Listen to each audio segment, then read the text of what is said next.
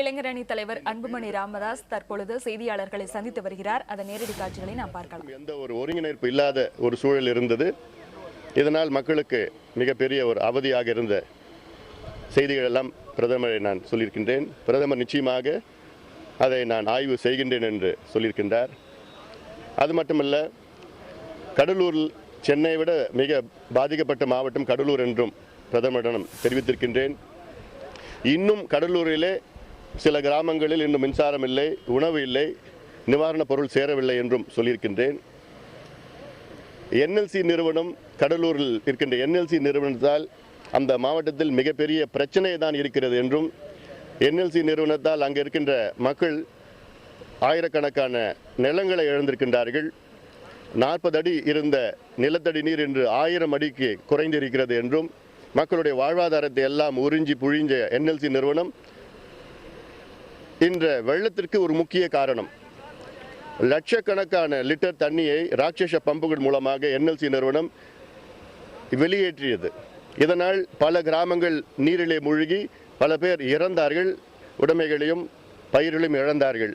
இதற்கு ஒரு விசாரணை வைக்க வேண்டும் என்று பிரதமரை நான் கேட்டுக்கொண்டேன். நிச்சயமாக அதை நான் பார்க்கின்றேன் என்று பிரதமரும் சொல்லியிருக்கின்றார்.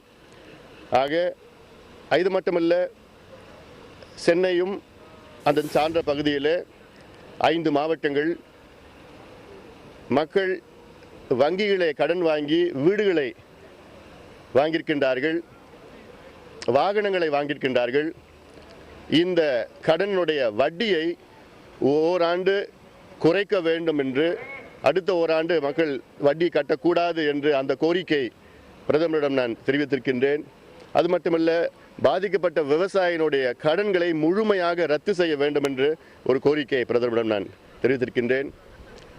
இப்போ நாளை நடக்க இருக்கின்ற அந்த சிவில் சர்வீஸ் மெயின் எக்ஸாம், இதை தள்ளி வைக்க ஒரு கோரிக்கையை கொடுத்திருக்கின்றேன். ஜல்லிக்கட்டை பற்றி நான் பேசியிருக்கின்றேன், பிரதமரிடம் பேசியிருக்கின்றேன். அவர் நிச்சயமாக நான் பார்க்கின்றேன் என்று அந்த வார்த்தையை சொல்லியிருக்கின்றார். ஆக இது பிரதமரை பார்த்த செய்திகள். அதன் பிறகு நாடாளுமன்றத்திலே எனக்கு 0 அவரிலே பேச வாய்ப்பு கிடைத்தது. 0 அவரிலும் இந்த வெள்ளத்தை பற்றி பேசினேன். ஆனால் பேசுவதற்கு அத்துணை அதிமுக நாடாளுமன்ற உறுப்பினர்களும் எதிர்ப்பு தெரிவித்தார்கள். தமிழ்நாட்டிற்கு நிதியை கொடுக்க வேண்டும், நீதியை கொடுக்க வேண்டும், நியாயம் வேண்டும். இந்த பேரிடர் மீண்டும் ஏற்பட்டால் அதற்கு தயார் நிலை இருக்க வேண்டும். கடலூர் மாவட்டத்தை பற்றி இதையெல்லாம் பேசிக்கொண்டிருந்த நேரத்திலே அதிமுக நாடாளுமன்ற உறுப்பினர்கள் ஏதோ அங்கே தமிழ்நாட்டில் உள்ள சட்டமன்றம் போல் நினைத்து கொண்டு மிகப்பெரிய கூச்சலும் குழப்பமும் என்னை நான் பேசுவதெல்லாம் தடுத்து நிறுத்த முயன்றார்கள். ஆனால் வெற்றி பெறவில்லை. நான் கருத்துக்களை சொல்லியிருக்கின்றேன். ஆக இதுதான் மக்களுக்கு போய் செய்கின்ற ஒரு செய்தி. அதாவது நான் சொன்னது, மிகப்பெரிய ஒரு பேரிடர் நடந்தது. இந்த பேரிடரில் நூற்றுக்கணக்கான பேர் உயிரிழந்திருக்கின்றார்கள். லட்சக்கணக்கான பேர் உடைமைகளையும் வீடுகளையும் இழந்திருக்கிறார்கள். லட்சக்கணக்கான விவசாயிகள் பயிர்களை இழந்திருக்கின்றார்கள். ஆனால் 3 வாரம் ஆகியும் இன்னும் இயல்பான நிலை திரும்பவில்லை.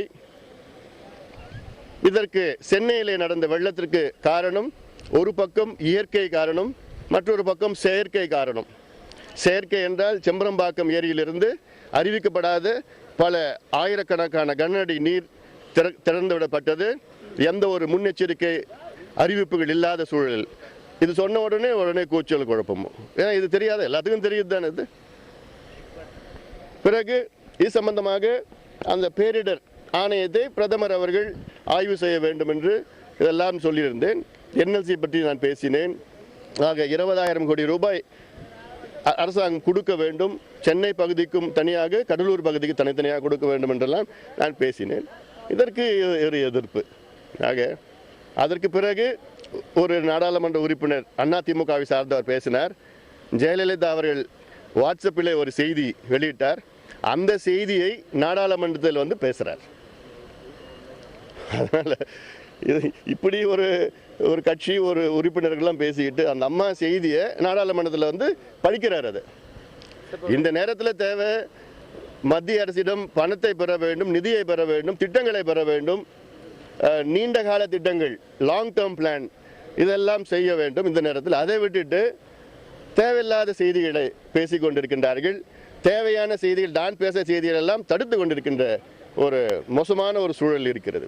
சரி, இப்போ இந்த வெள்ளம் மடிஞ்சு கிட்டத்தட்ட ஒரு வாரத்துக்கு மேலாவது தமிழக அரசு நிவாரண பணிகள், மீட்பு பணிகள் எப்படி இருக்குன்னு நினைக்கிறீங்க? பாதிக்கப்பட்ட மக்களுக்கு என்ன மாதிரியான அந்த நிவாரண பொருட்களை போய் சேர்ந்து நினைக்கிறீங்க? சுத்தமாக திருப்தி இல்லை. நானும் பல கிராமங்களுக்கு நான் சென்று வருகின்றேன், மக்களை சந்தித்து வருகின்றேன். இன்னும் அதாவது சென்னையை பார்த்தா வட சென்னையில் எங்கேயும் போய் சேரலை, நிவாரணங்கள்லாம் சேரலை. இன்னும் பல பகுதியில் அதிகாரியில் இன்னும் போகல, மீட்பு பணிகள் அங்கே இல்லை. உணவென்று அங்கே மக்கள் அங்கே தவிர்த்து கொண்டிருக்கின்றார்கள். இது சென்னையிலே. கடலூரில் இன்னும் மோசமாக இருக்குது. பல கிராமங்களில் மின்சாரம் கிடையாது, உணவு கிடையாது. கணக்குக்கு மட்டும் உணவு அந்த கடலூர் மாவட்ட ஆட்சியாளர் வந்து கணக்கு கொடுத்துருக்கார், 40 கோடி ரூபாய் இது உணவுக்காக. இது அநியாயம். இதுக்கு நான் ஒரு அறிக்கை விட்டிருக்கின்றேன், அதுக்கு ஒரு விசாரணை நடத்த வேண்டும் என்று. 40 கோடி ரூபாய் ஒரு வாரத்தில் சாப்பாட்டுக்கு கணக்கு காமிச்சிட்டு இருக்காங்க. ஆக இந்த நேரத்தில் மிகப்பெரிய ஊழல்கள் நடந்து கொண்டிருக்கிறது. இது சம்பந்தமாக ஒரு விசாரணை நடத்த வேண்டும் என்று அறிக்கை கொடுத்திருக்கின்றோம். இது மட்டுமல்ல, நோய் டெல்லியில் பிரதமர் நரேந்திர மோடியை சந்தித்த பிறகு பாமக இளைஞர் அணி தலைவர் அன்புமணி ராமதாஸ் செய்தியாளர்களை சந்தித்து வந்த காட்சிகளை பார்த்தோம். மழை பாதிப்புகள் குறித்தும் நிவாரணத் தொகையை அதிகப்படுத்த வேண்டும் என்றும் பிரதமரிடம் தான் கோரிக்கை வைத்ததாக அவர் குறிப்பிட்டார்.